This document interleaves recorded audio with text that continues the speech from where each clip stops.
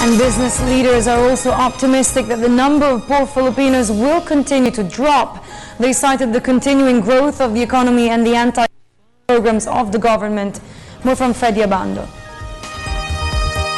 The government's poverty alleviation program will gain momentum as the economy continues to grow at its current pace until the president's term ends in 2016.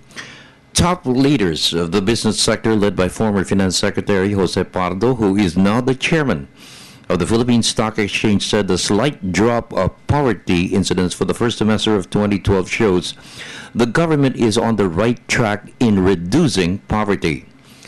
Pardo cited the Conditional Cash Transfer Program as the flagship project, which is addressing the education and health of marginalized families.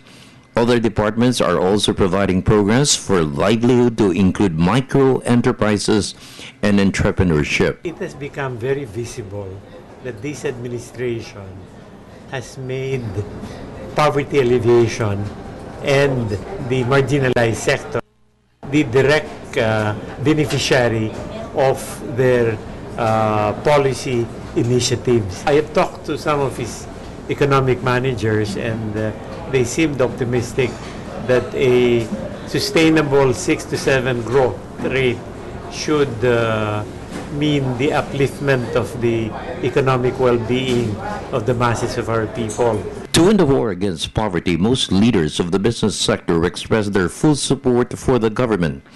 Employers Confederation President Ed Lacson said job generation is a key factor in reducing poverty. Lacson said the expansion of the economy provides more opportunities in the countryside.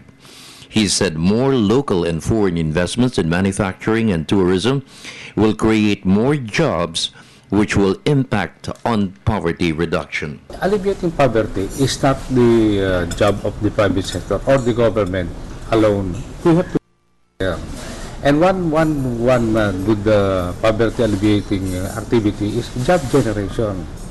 We have to provide jobs.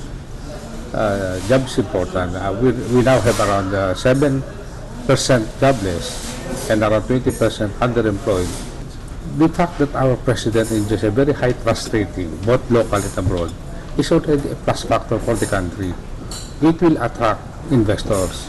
Because the first thing they do is look at the stability of government and the popularity of government. And we are very lucky because our government enjoys a very high trust rating. For the People's Television Network, this is Freddie Abando reporting.